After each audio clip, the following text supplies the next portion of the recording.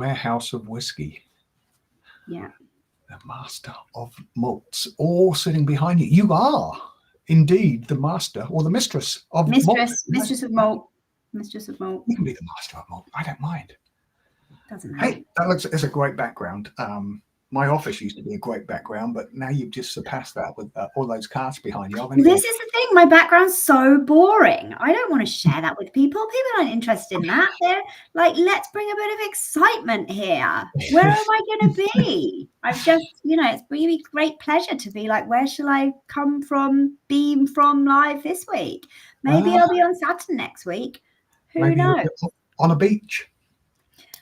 Hopefully I'm actually on a beach though, and that won't have to be a background. That will drinking pina coladas. Oh my god, my favorite of all the drinks. Is that right? I love a pina colada. Do you know, actually, I had apart from pina colada, which is my favorite drink, my second favorite drink, I had it this month, and it was a gingerbread daiquiri. I like a daiquiri with Boutique's signature blend #1. I think it makes a cracking. It was one of the best drinks that I've had. It was unbelievable. I'm not a big sweet tooth, I must admit. So you're not a sweet tooth, are you? I'm surprised I've got any teeth, considering how much I love sugar. What have we got coming up today, anyway? Well, we have 8 lots of whiskey. Most of these, I'm looking down here, are single bottle releases, but there is one full collection of 10 bottles, which is kind of mind-blowing, I must admit, as a full work in progress. But I think we shall start with possibly one of the oldest distilleries. It's certainly got a claim for one of the oldest. It is definitely one of the oldest Scotch malt distilleries, the tiny little distillery of Glenturret. Now, I've always been saying that this little distillery has always hand mashed everything, and I've just been updated because they used to hand mash everything up until May 2022. So what I'm talking about hand mashing is when they mill all of the malted barley and make the porridge to extract the sugars, extract the sugars from the grain. This is all done manually. It would all been poured into a big porridge bowl. The warm water would have been poured into it, and someone would have been there with a great big oar, a spurtle, to stir this and extract the sugars from the grain. Well, this has been happening like this ever since the distillery reopened at the beginning of middle of last century, and they've replaced that with a semi-automatic press. So it's increased their capacity slightly. And when I say increase their capacity slightly, it is a tiny little distillery still. And so I looked at their capacity. Their capacity is just 500,000 litres of pure alcohol per year, which is a lot. I mean, I would say that's a pretty big capacity. It is to some of the tiny little distilleries that are popping up, these new craft distilleries. But when you compare that, Glenturret used to be the home of famous grouse. That's where the famous grouse museum was. If you compare that to 2 of the big distilleries in Speyside today, Glenfiddich and Glenlivet, for example, both of them have capacities of around 27 million litres of alcohol. So 54 times bigger than this little Glenturret distillery. So it is tiny. So this is a 30-year-old. It's a 2021 release. Obviously, these are annual releases for these sort of age statements. They just can't keep pouring these out. These are well thought about batches of whiskey. These casks have to be selected and chosen to, as casks get older, the distillery character sort of disappears and the wood character takes over. There's this sort of sweet spot. And so they're looking for these sweet spots in these casks to get the ideal makeup. So near three decades of maturing. This was drawn from 8 carefully selected casks, American refill and European first fill oak casks. 30-year-old. I actually tasted the 30-year-old at the whiskey show last year. It's one, sit back and contemplate the world. Oh, how wonderful. Let's How wonderful. this was a £10 ticket. Let's give it away. Ticket. Let's see who is taking this amazing Glenturret. Here we go.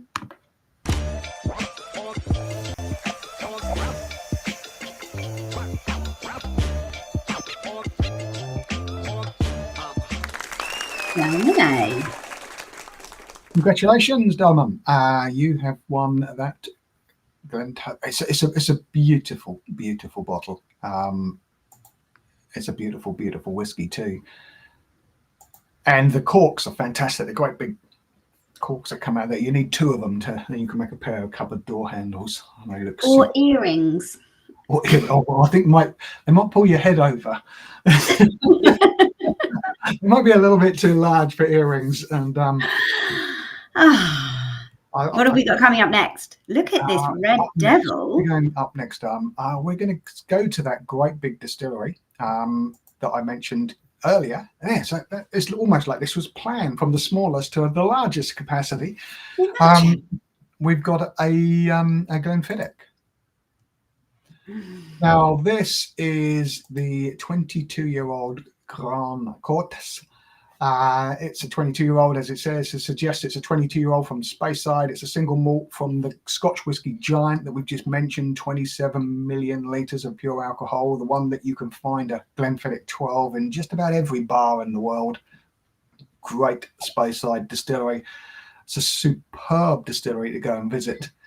I think it was the very first Scotch whisky distillery that had its own visitor centre. It's open every day, I think, apart from Christmas Day. It's just a great tour. It's like the cathedral of whiskey making. It is a very, very, they've been doing this tour around there for 60 years now. So it's almost 60 years, 50 something. Religious experience. It is, yeah, it is very much so. Now this has been finished in quite not very often seen Palacatado sherry casks. I don't know if you know anything about Palacatado. It's sort of an accident sherry. It's an accidental sherry. You can't make Palacatado as such. It's just decided that this sherry will be is a Palacatado due to certain circumstances within making the sherry, and the layer of yeast across the top of the sherry, when that breaks down and that disappears and the wine oxidizes. Palacatado sherry is absolutely delicious, but it's not an easy sherry to find. You can always find your Amontillados, you can always find your Finos, and you can always find your Olorosos and your Pedro Jimenez's, but Palacatados you have to search a little bit harder for some of them. And what does that bring to this wonderful whiskey? Oh, this will be 22 years.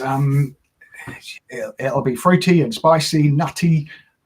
Yeah, I think it'll be delicious. It looks amazing, I must admit. I think this was a special for the Asian market. It looks incredible. Okay. Let's see who's going to be taking this home this Tuesday lunchtime, shall we? Yeah, let's do that. Let me just... So Glenfiddich was... Always have to double check we're on the right wheel. We're definitely on the right wheel, right picture.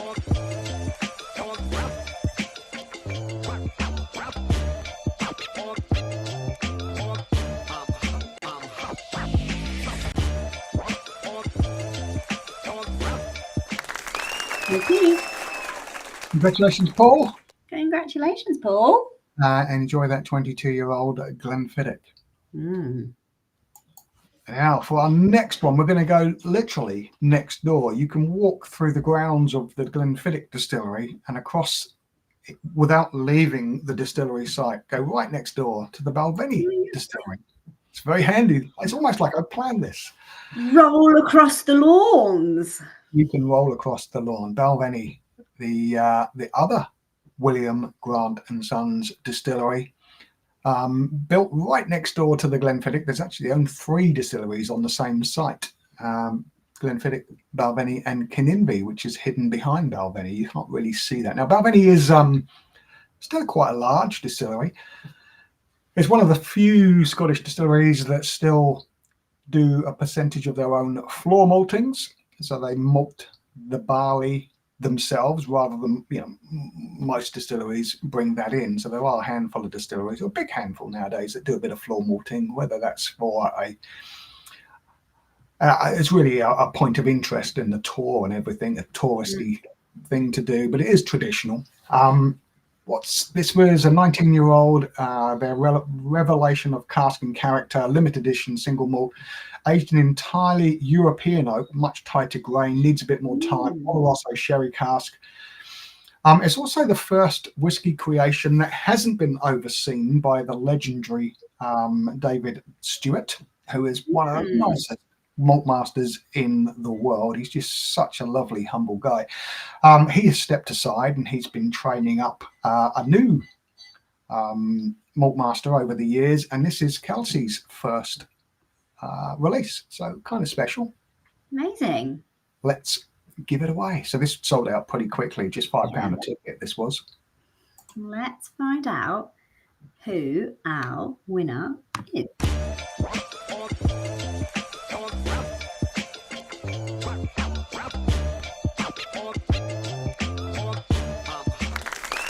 Martin H. Congratulations, Martin. Congratulations. Enjoy that lovely Balvenie there. And where should we go to next? Dave, on our wonderful whiskey mystery tour. We're going to stay in Speyside, and we're going to go just down the road to the little village of Rothes, where the Glenrothes distillery lies. I'm going to take you all the way back to 1969. I'm back at the summer of love, I think that wasn't it? It was very much a summer of love. I guess the whole of the 60s were. I was just having a quick look. The first ever Concorde test flight was conducted in 1969 in France. 350,000 music fans descended upon Woodstock. The first man landed on the moon, of course. What a year! I remember that. I must admit, I remember listening to that on the radio and seeing the grainy black and white pictures, but I remember the radio news with the first. And also in October, which was when this actual whiskey was distilled, October 1969, it was the first time Monty Python's Flying Circus aired on television. No way! So that's where it takes it back for. So this was distilled in October 1969. It was filled into a single ex-bourbon cask, and it stayed there for almost half a century when it was bottled. Now, alongside each of these bottles is a little miniature, which you can just about see in the corner of that screen there. There's a big bottle and a little bottle. So you can keep the big bottle and drink the little bottle, or give the little bottle away to one of your friends and then share the big bit later on. There you go. Nice. Nice. What would you do? What would I do? I probably, who do I know to give to the little one? But yeah, 1969, I would have a drink of this. I think this would be pretty good, to be honest. I think I'd have a drink. Well worth sipping along. Yeah, life's too short. I'm going to sip away to it. Sip away. Okay, let's see who's the winner of this incredible bottle today. Every day's a special occasion. Nobody is guaranteed a tomorrow.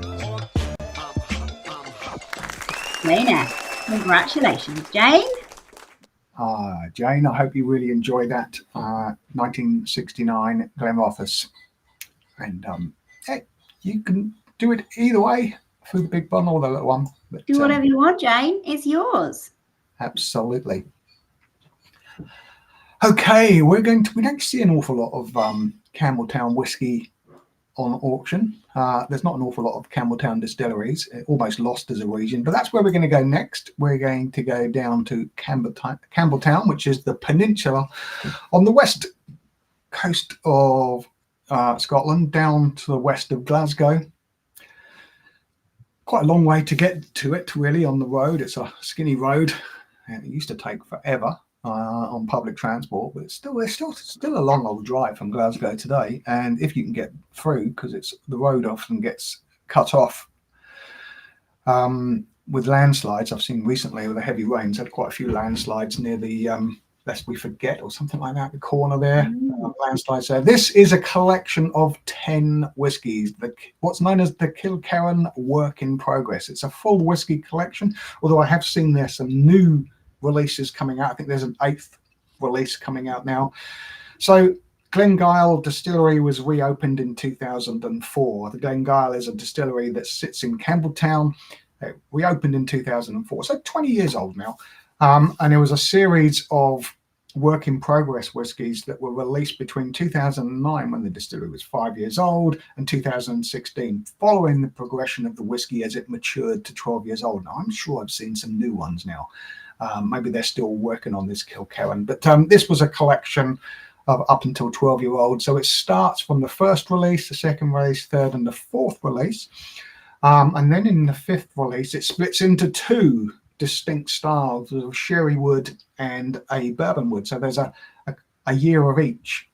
So the fifth release was 2 bottles, the sixth release was 2, and the seventh was 2. And I think the 7th release that we've got here is cask strength. So this is a full set. So this would have been picked up from a private collector that we bought, and we thought, well, let's put it up for auction. Amazing. It's yeah. Who's gonna be this 10-bottle winner? I don't know if you'll be able to. It'd be difficult to try and find this. You'd have to go to lots of different auction sites to get a bottle here and a bottle there. But here we have a whole collection in one swoop. So let's find out who's gonna be winning.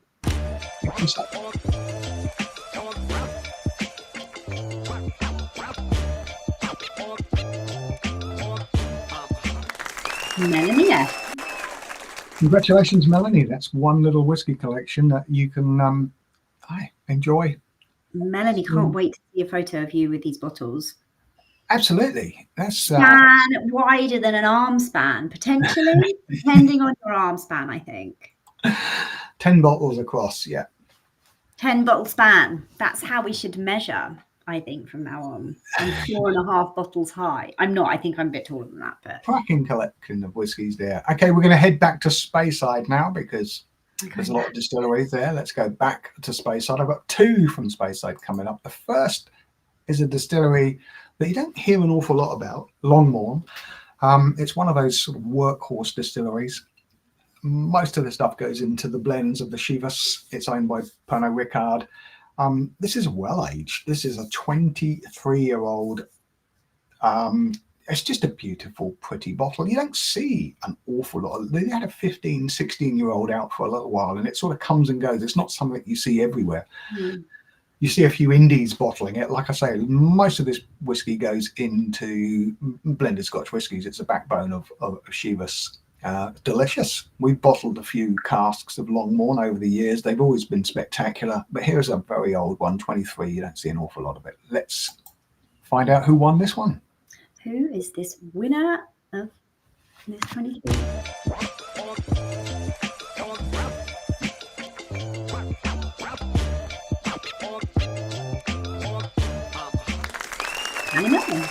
Congratulations, Callum. Congratulations, Callum. They were just £6 tickets for that £500 bottle of whiskey. That's all it was. And one simple question to answer. Staying in Speyside, and we're going full circle all the way back to Rothes, the little village of Rothes where Glenrothes was. Now, this distillery this is a Cappadonic. No longer exists, but it actually sat next door to Glenrothes. It's now underground. It's actually, there's a still making facility built over the top of this place. So the distillery was closed in 2002, I think it was, and demolished, and now Forsyth, the still people are there. So it used to be called Glen Grant number 2 back at the turn of the last century. And then it was silent for a long, long time. And then it reopened when the whiskey boom happened in the 60s. They couldn't call it Glen Grant number 2 anymore. This is the famous whiskey pipe distillery. There was a pipe linking the 2 distilleries that went across the main road. And there were stories of the new make spirit would be pumped from Glen Grant number 2 across the road up to Glen Grant number 1, where it would go into cask. And there are stories of people drilling the whiskey pipe and taking off the new make spirit whiskey to go and drink at home. And there are stories of a particularly long hot summer where they used to seal the whiskey pipe up once they'd drilled their hole. They used to seal it up with a bit of gum, like a tree sap gum. And sometimes they'd forget where they drilled their hole, so they'd drill another one and then seal it up. And then one hot summer's day, all of this sap started melting, and then it was sprouting whiskey. There were all these little peppered holes. It was leaking everywhere. That's the story. Whether it's true, I have no idea. Anyway, this is. I like it. The whiskey pipe. I think we played on that. I need a whiskey pipe in my house, I think. A straw. Yes, a straw, yeah. I was at a restaurant the other night and a lady had asked for a bottle of white wine. And the waiter was like, "Oh, do you want one or two glasses?" Because she was there with her husband, and the husband was like, "I mean, we'll have one glass unless you can IV it into her." Not impressed about. Let's see who's the winner. So, 22-year-old Cappadonic from Signatory Vintage. So, a single cask. Here we go. The neutral cask strength.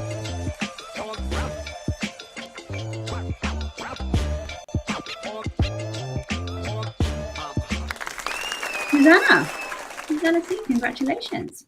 Congratulations, Susanna. That's a very pretty decanter-looking bottle that you've got there. The whiskey will be superb. We bottled a couple of old Cappadonics ourselves. Yeah, I love these decanters that Signatory do. They're very, very pretty. I can't throw them away.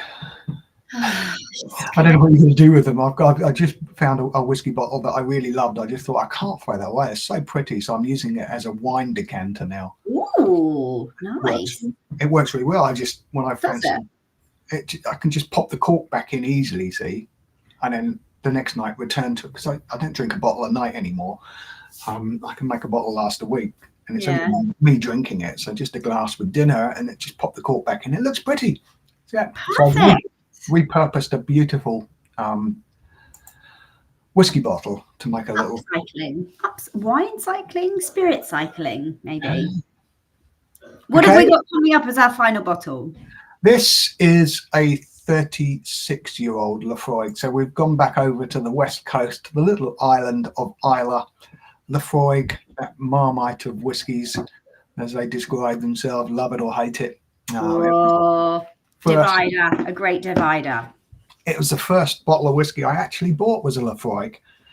Really? It was a Laphroaig 10-year-old a long time ago. The first one I spent my money on. Fortunately, I loved it. You're in the love camp. I was in the love camp, yeah. So this is the first in a new series from Laphroaig, the Archive Collection, and it's all about highly limited, generously aged single malts from the legendary Islay Distillery. 36-year-old kicks off this series, housed in a beautiful hand-blown bottle, a great big box. It's inspired by the sea glass that's found on. I love collecting bits of sea glass. Me too. And finding that, yeah, I do quite like that. This was initially matured in ex-bourbon barrels, just like everything is really, and then treated to a second rest in second fill Oloroso casks. So you're going to get some of that sherry nutty influence, which won't take over because it's refill cask rather than first fill cask. It's not going to take over. It's just going to impart that sort of subtle sweetness and spiciness and a bit of nuttiness from the sherry that comes through alongside that. Coastal peat. This is 36 years old, so they did change the peating levels over the time. So this will be the lighter style of the heavily peated Islay malts, and also 36 years in wood means that heavily big peat smack in the face that you get from a 10-year-old has softened out into a caress, into a little peaty cuddle, I would say. So this is the big one. Here we go.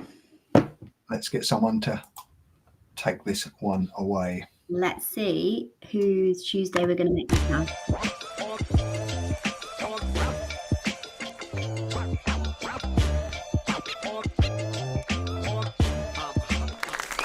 Nancy, congratulations. And yes, you have won that Laphroaig 36-year-old. Congratulations. Amazing. That's it for today. What have we got coming up in the next weeks? Well, I just had a quick look. I might have mentioned it last week. A Bunnahabhain 40-year-old, that's coming up for next week's. Wow. That's a 40-year-old Bunnahabhain from Isla.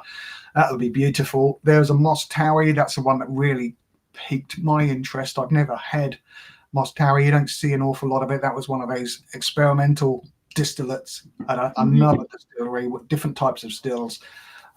Silent malt, as they might have called it. 45 years old, 1973, single cask. That's kind of special. A Johnny Walker, King George V Chinese New Year edition 2022. There's a 50-year-old King of Scots, which is the blended Scotch whiskey from Douglas Lang. This is a special anniversary edition as they're celebrating their 75th year.